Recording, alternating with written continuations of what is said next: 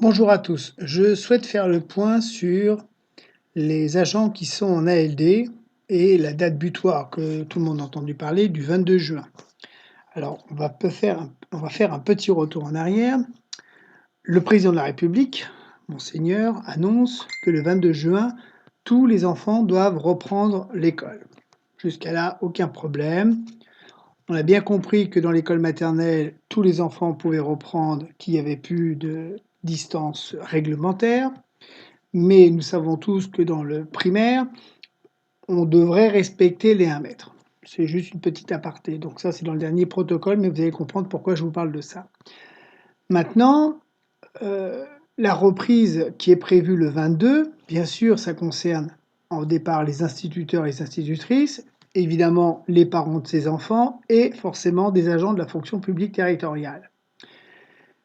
Mais il ne faut pas oublier une petite chose. Ok, l'école reprend, les gens reprennent, ça, pas de problème. Mais ceux qui sont en affection de longue durée, conformément à la réglementation en vigueur avec les 11 pathologies, sur ça, officiellement aujourd'hui dans la fonction publique territoriale, et je me défie qui que ce soit de me prouver le contraire, il n'y a aucun texte qui a été publié, je dis bien publié officiellement. Je ne parle pas de la prime Covid et des congés qui ont été pris. Là, je parle vraiment des problèmes des ALD, à savoir qu'on a eu des réponses écrites antérieurement, mais à partir du 22, j'entends beaucoup de communes dire il faut que vous repreniez même si vous êtes en ALD. Bah, je suis désolé de vous dire que c'est pas du tout prévu.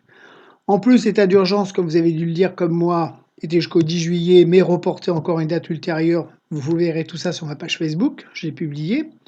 Mais aujourd'hui, ce que je veux dire, c'est que les gens qui sont en ALD, pour la fonction publique territoriale, comme je l'ai dit, il n'y a aucune réponse. Par contre, dans la fonction publique d'État, et essentiellement pour les instituteurs, il est prévu une réponse suite à un genre de circulaire qui précise, pour les agents en ALD, donc ça veut dire les instituteurs, et je vais vous la lire, s'il n'est pas compatible avec les fonctions exercées en autorisation spéciale d'absence, l'ASA leur est délivrée. Donc en gros, s'ils ne peuvent pas faire de télétravail, et automatiquement, on leur accorde, donc aux enseignants, dans un premier temps, mais je pense que c'est même à l'État, des autorisations spéciales d'absence. C'est précisé noir sur blanc. Donc cette circulaire, elle est datée, écoutez bien, du 22 juin 2020. On est quand même aujourd'hui le 19. Je l'ai mis sur mon site le 18, sur ma page Facebook. Donc lisez-la bien. Il y a une partie sur les contractuels.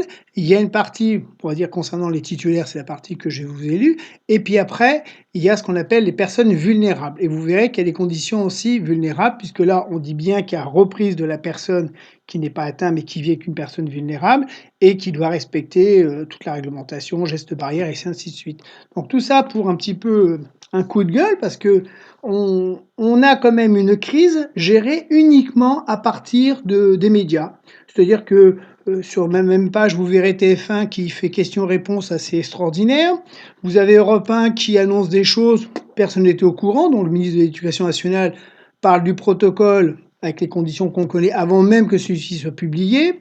On a Macron qui dit tout le monde doit reprendre, mais aucun texte sort, alors que je vous rappelle que quand il est venu à Poissy, dans la mairie de Poissy, il avait dit qu'il y aurait des publications. On n'a pas vu les publications. Attention, je vais être honnête, les seules publications qu'on voit aujourd'hui, c'est pour le privé. Pour la fonction publique territoriale, c'est souvent en comparatif avec l'État, hein, que ce soit les primes ou les congés, ça s'applique à la fonction publique territoriale. Mais officiellement, un texte qui parlerait des ALD, des ASA, une bonne fois pour toutes, il n'y en a aucun de publié. Si vous regardez, c'est que des questions-réponses d'Olivier Dussopt, c'est entre deux bruits de couloir, bientôt deux bruits de shot, on va dire aussi, hein. Et puis certains CDG qui interrogent à droite à gauche, l'AMF qui interroge. Enfin, on assiste à un truc qui est du jamais vu. On a une crise, et à côté de ça, ça doit être un cabinet multimédia qui doit gérer cette crise parce que, voilà, on publie rien, mais on dit. Et puis nous, il faut qu'on s'adapte. Alors, je comprends que les maires sont perdus, mais même les centres de gestion, quand vous les interrogez, ils vous diront, mais il n'y a rien. Donc, qu'est-ce qu'on va conseiller en général? Soit vous faites ce que vous faisiez avant, c'est-à-dire vous accordez les ASA pour les ALD, personnes vulnérables, tout ce que vous voulez, avec le certificat que le médecin va vous délivrer qui est valable 1 mois, ou j'entends dire, eh ben, vous les mettez en maladie. Sauf que, pareil, je crois que je l'ai mis sur ma page Facebook, il est illégal de demander un arrêt de maladie à un agent qui n'est pas malade. Une ALD stabilisée, qui fait partie des 11 pathologies, n'a aucune raison de donner un certificat médical pour un arrêt de maladie. Ça va enclencher les 90 jours, même si on sait que officiellement les remboursements sont de 100%.